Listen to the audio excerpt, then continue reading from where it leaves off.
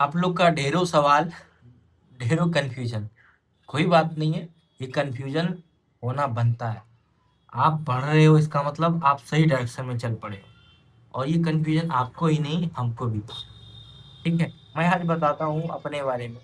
जब मैंने तैयारी स्टार्ट किया था, जब पहली बार क्लास गया था, तो वहाँ पे 300 से 400 बच्चे थे। अब मैं डर गया, डर गया कि थोड़ा सोच रहे कि क्या होगा भाई, इतना इतना आदमी है, हमारा होगा किसका होगा। सुनते होंगे गांव में वही बोलता था, नहीं बोलता था कि मर्दे 10 साल से तैयारी करता है तो हार होगा कुकर होगा। सही बात है, पुराना वही था, 10 10 साल तैयारी करता था, ग्रुप डी में होता था। लेकिन हमारा एगो टीचर था उस समय, भागलपुर में मुकेश दुबे से, वो बोला था, देख देख भीड़ देखे छा, ई भीड़वा छे सब, आई सब साला दाल भात चोखा खाई छे। बुरा नहीं करना, ये सच सही बात बोले, या इसे बोली तो अगर तुम पढ़ोगे ना तो एक दिन ये लास्ट पर से फर्स्ट पे आ जाओगे। तो देखिए हैं, अभी जो 400 बच्चा, तो लास्ट लास्ट में 15 गो बच्चा बचतो। और यही हुआ था लास्ट बैच में, जिस दिन हम थे बैच उस बैच में बस 15 स्टूडेंट बचा था, वही 15 का सिलेक्शन हुआ था। तो समझ रहे हैं? ठीक है, कंफ्यूजन होना बनता है और होना चाहिए। जो भी सवाल है एकदम दिल खोल के पूछिए, मैं दिल खोल के बताऊंगा। ठीक है, कोई इतना क्लियर नहीं करेगा।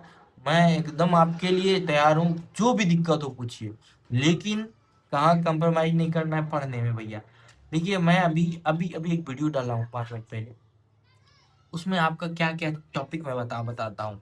देखिए, ये टॉपिक मैं आपके लिए, वो क्लास 9th का चैप्टर नंबर 2 का जो बचा हुआ पार्ट था, कोलाइडल विलियन, सबसे बड़ा कंफ्यूजन क्या होता है, मैं बता अभी नहीं बताऊंगा, आप पढ़िए, वीडियो में बताया हूँ। निलंबन, टिंडल इफेक्ट क्या होता है, आसवन, प्रभाजी आसवन, अब बिहार दरोगा 1200 तक फ्री में आने वाला क्वेश्चन। दो अघुलनशील द्रव को दो अघुलनशील द्रव को पृथक करने वाला क्या है। तो मार के बहुत लोग आया था प्रभाजी आसवन। ठीक है, आप देखिए बड़का को बना हुआ, पढ़िए एक बार, अभी जाके वीडियो देखिए सभी। देखिए, हमारे पास बड़ा बोर्ड नहीं है, लेकिन एक बात याद रखिए, मैं आपको उस रास्ते के पास चाह रहा हूँ जिस रास्ते पे मैं चल के आया हूँ। इसी रास्ते को मैंने चला चला और पहुंचा।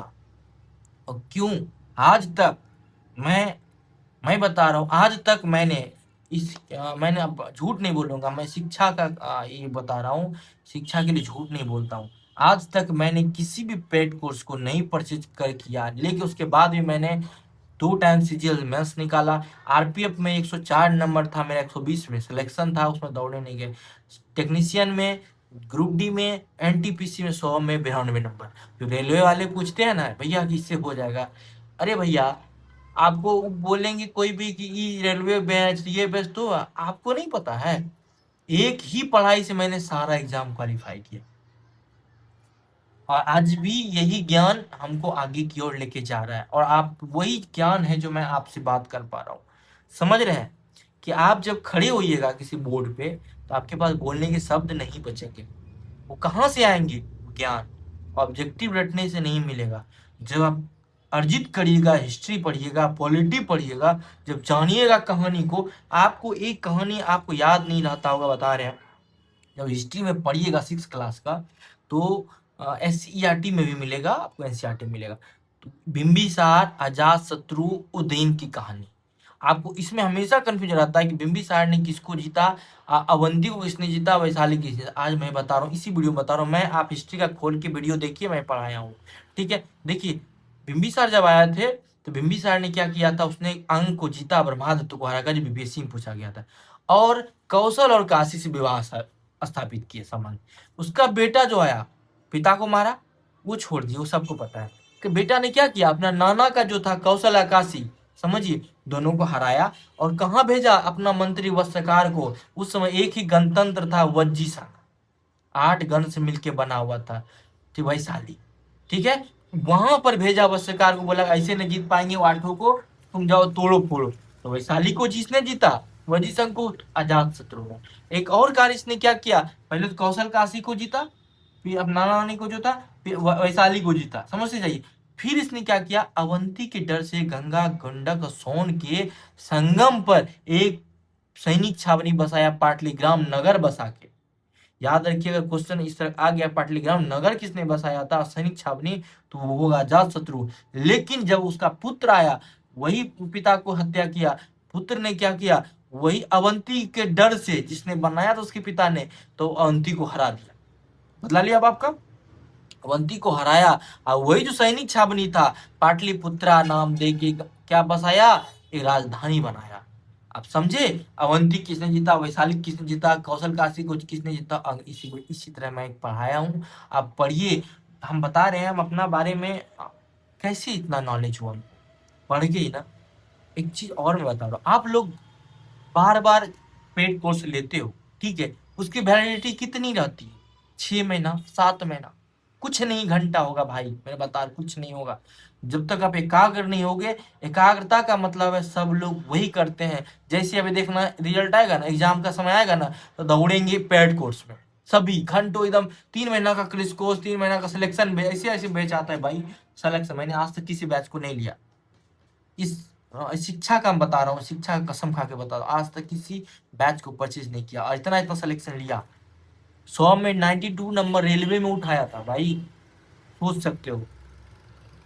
तो ये सब बात मैं बताना नहीं चाहता हूँ, कि बता रहा हूँ आप लोग को इससे मोटिवेट करने के लिए बोलता हूँ, कि आप लोग क्यों इधर उधर पड़े हो। आप लोग के पास 6 महीना, हर एक 6 महीना में एक बैच लेने का पैसा है, एक बार एक बार आप लोग बुक लेने में दिक्कत हो जाता है।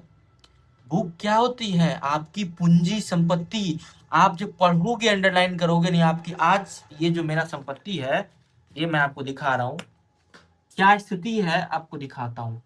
ये देखिए क्या स्थिति है, फट गया ना, क्योंकि 5 सालों से पीछे किताब है मेरे पास, लेकिन आज फिर भी ये मेरा सोना से भी कीमती है। देख रहे हैं, ये सारा अंडरलाइन किया मैं यही ज्ञान तो आपको दे रहा हूँ। क्वेश्चन मुझे उसी से पता चल गया था 2213 के बाद, कि मैं मेरिट में सेलेक्ट नहीं हो पाऊंगा अगर मैं नहीं संभला तो।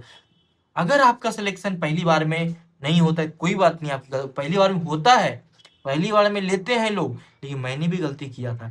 लेकिन अगर दूसरी बार नहीं होता, इसका मतलब आपने गलती किया, आपने उस सबक नहीं लिया, और अगर तीसरी बार सिलेक्शन नहीं हुआ था ना भैया, आप डिजर्व नहीं करते हो, छोड़ दो पढ़ाई, गाँव जाओ, खेती बाड़ी करो, या कहीं कमाओ। मैं, मेरी बात बुरा नहीं मानना आप लोग, लेकिन सच्चाई यही है, आपकी गलती से। अभी भी अगर आप मैसेज करते हो हमको, भैया 9-10 पढ़ेंगे तो हो जाएगा, भैया लुसेंट पढ़ना पड़ेगा, भैया लुसेंट से हो जाएगा, अरे यार, एक बार मैं पहले ही बताऊं, अभी बता रहा हूं, कि आप जो पढ़ते हो, जब लैंग्वेज एनसीईआरटी का आता है एग्जाम में, तुम काहे को पढ़े यार दूसरा किताब, पढ़ेंगे आप एनसीईआरटी पढ़ लेना, उसके बाद जो किताब पढ़ना है 4 महीना 5 महीना के बाद पढ़िए, गर्दा उड़ा के पढ़िएगा, इसे पढ़िएगा, इससे आपको सब समझ, लुसेंट जो किताबें हैं ना, आप पढ़िए, गर्दा उड़ाइए लुसेंट पर। मैं ये नहीं, कभी नहीं कहा कि लुसेंट अच्छी किताब नहीं होती है, लेकिन उसको समझने के लिए अभी हम जो क्वेश्चन भेजे हैं, एक वो वाला टर्सरी निक्षेप वाला, कोयला वाला, जो फेसबुक वाला स्टडी पेज में शेयर किए हैं, ठीक है, उसमें देखिएगा, सब लोग बोले भैया इसमें किताब है, अरे भाई कनेक्ट कर पाओगे, शॉर्ट बुक में फिगर ही नहीं है, कैसे कनेक्ट करोगे, अलग कैसा क्वेश्चन बता रहे हैं। टर्सरी निक्षेप में कौन सा क्षेत्र कोयला का खदान नहीं पाया जाता, ऑप्शन में था रानीगंज, सिंगरौली, और कालाकोट, हाँ कालाकोट जम्मू कश्मीर का। अब ये समझ में नहीं आएगा, आप जब एनसीईआरटी पढ़ोगे, मैं आपको अभी नहीं दिखाऊंगा, मैं वीडियो बनाया आप देख लीजिए, उसमें दिया हुआ है क्लियर, कि 2 प्रकार के कोयला क्षेत्र पाया जाता है इंडिया में, एक पाया जाता है गोंडवाना, दूसरा टर्सरी।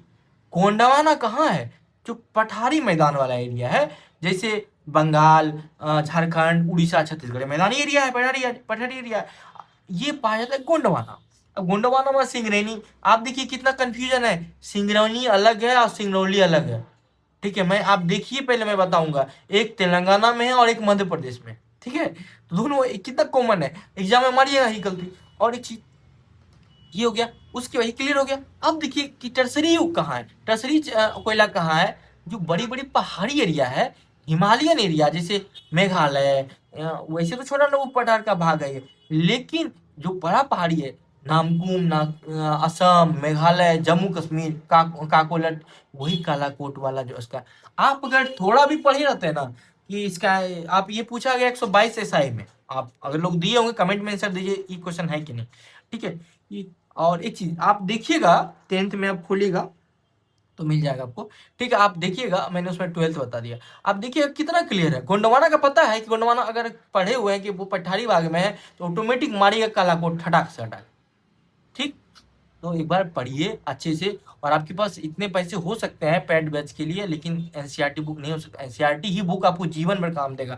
आप कल को सिपाही बनिएगा, एसआई बनिएगा, आप फिर बीपीएससी की तैयारी करना चाहिएगा, जब आप रेलवे ग्रुप डी में जाइएगा, जो मैं खुद ग्रुप डी में रह के तैयारी किया, ठीक है, तो ग्रुप डी में जाइएगा तो फिर वहां से आगे बढ़िएगा। कैसे बढ़िएगा? यही ना आपका संपत्ति आगे आपको बढ़ाएगा। फिर हर एक बार बैच लेते जाइएगा। बैच की जरूरत नहीं है यार, अब ट्रेंड हो गया, चेंज हो गया पूरी तरह से। तो यही चीज देखिए, आप लोग का सारा सवाल मैं आंसर, मैं रेलवे वाले के लिए जिसका ग्रुप डी का एग्जाम नजदीक है, मैं उनके लिए स्पेशल एक वीडियो लाता हूँ कि आपको क्या करना चाहिए लास्ट समय में।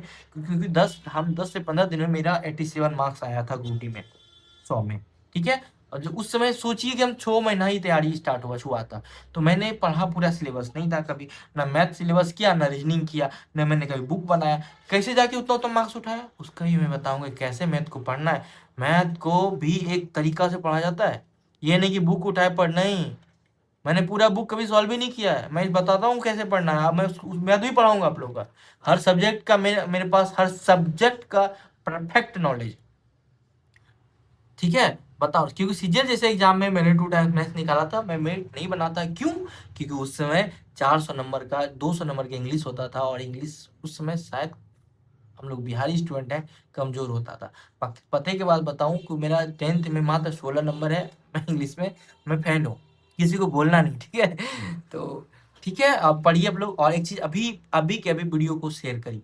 मैं आपसे बस यही चाहता हूँ, मैं आपके सामने खड़ा रहूंगा हमेशा, लेकिन जितने लोग देख रहे हैं, हर लोग की पहली जिम्मेदारी है वीडियो को शेयर करना। हर वो बंदे जो मेरे भाई अभी जूनियर हैं, अभी उठे हैं 12th करके, और जो गरीबी से अपने माता पिता का सम्मान बढ़ाना चाहते हैं, उनके लिए उनको वीडियो जरूर पहुंचाएं। बस यही हमसे चाहिए। और एक भाई मैसेज किए थे कि भैया आप कितना पैसा लीजिएगा, मुझे सारा पीडीएफ दीजिए। दोस्त, पैसा नहीं चाहिए मुझे, पैसा भगवान के पास बहुत है, और उतना सैलरी देती है कि ठीक है, मेरा चल जाएगा, ठीक है। तो आप लोग पढ़िए, आप लोग के लिए मैं खड़ा रहूंगा, लेकिन आप लोग के लिए मेरे लिए भी सपोर्ट करना पड़ेगा। वो सपोर्ट क्या है आप लोगों को बता क्या हूँ, ठीक है। आप लोग मेहनत करिए, फिर जो भी क्वेश्चन हो पूछिए, और साथ साथ अभी जो वीडियो डाल रहा हूँ उसको देखिए यार, 10-20 मिनट का वीडियो है, उसमें मैं बता, आप एक बार देखिए पहले। अभी जो मैं वीडियो डाला हूँ 9th क्लास का, साइंस का 9th क्लास का, वो सेकंड पार्ट थर्ड पार्ट दोनों देखिए, कैसे मैं आपको शॉर्ट नोट्स बनाने बता रहा हूँ, ठीक है। चलिए पढ़िए अच्छे से, बेस्ट ऑफ लक।